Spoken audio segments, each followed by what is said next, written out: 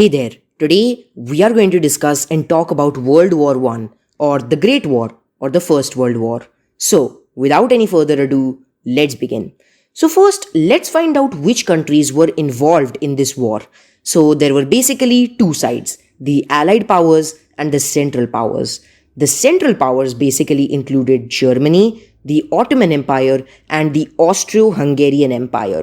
On the other hand, the Allied powers included Britain, France, the Russian Empire, Japan, and the United States.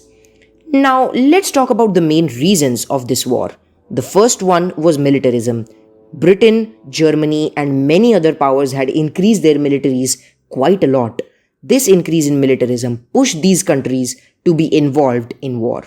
The second reason is the formation of alliances through several treaties. For example, the Triple Alliance signed in 1882 set an alliance among Germany, the Austro-Hungarian Empire, and Italy. The Triple Entente, signed in 1907, set an alliance among Britain, France, and the Russian Empire. There were many more alliances, but we will discuss them as we move on.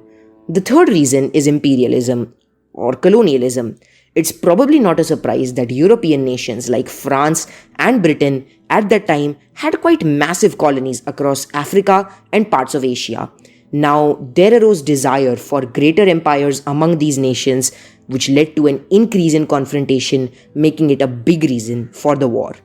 The fourth reason is nationalism. Every country wanted to prove their dominance and power, which led to the beginning and extension of the wars in Europe.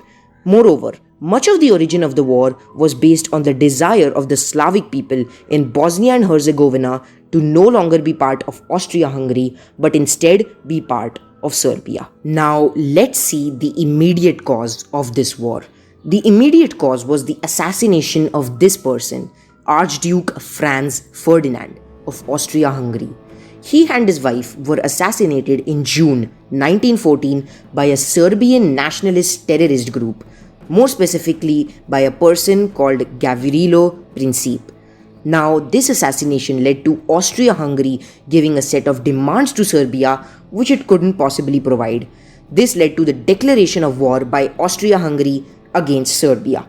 Now, we must know here that Serbia and Russia had an alliance, because of which Russia mobilized its troops. And so, Germany declared war on Russia due to its alliance with Austria-Hungary. So, basically, Serbia and Russia were allies, while Germany and Austria-Hungary were allies as well. So, it was on 28th July 1914 that Austria-Hungary declared war on Serbia. This is the day that the First World War began. Now, Germany also declared war on France, which made Great Britain declare war on Germany. Later, in 1914, Germany had tricked Russia into thinking that Turkey, which at the time was the Ottoman Empire, had attacked it. So basically, till now it was Germany, Austria-Hungary, and the Ottoman Empire versus Great Britain, France, Russia, and Serbia. The USA and Belgium were neutral at that point, but this was to change during the course of the war. Now, I want to mention an important turn of events that occurred in 1917. During early April, the USA declared war against Germany, angered by its ship being attacked. Then later, in November, the Bolshevik Revolution, also called the Russian Revolution, prompted Russia to pull out of the war. Okay, so now let's jump over to 1918 when the war finally ended.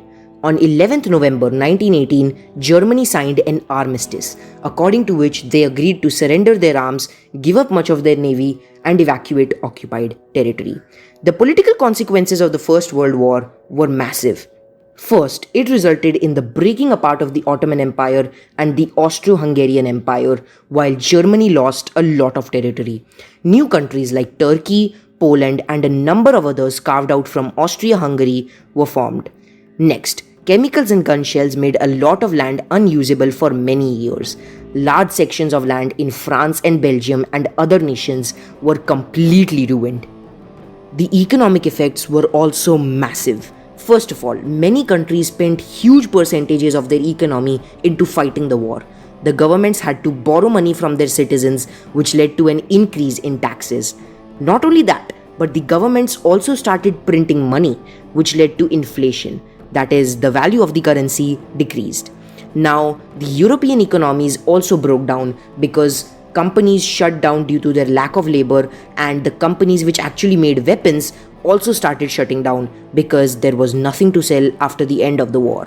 Finally, around 18 to 20 million people died in this war. This was the deadliest war until that point of time.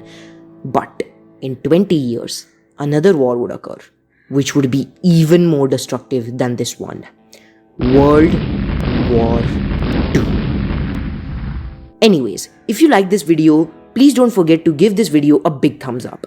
This is a summarization of the Allied powers and the Central powers, causes and the effects of the First World War, in case you want it.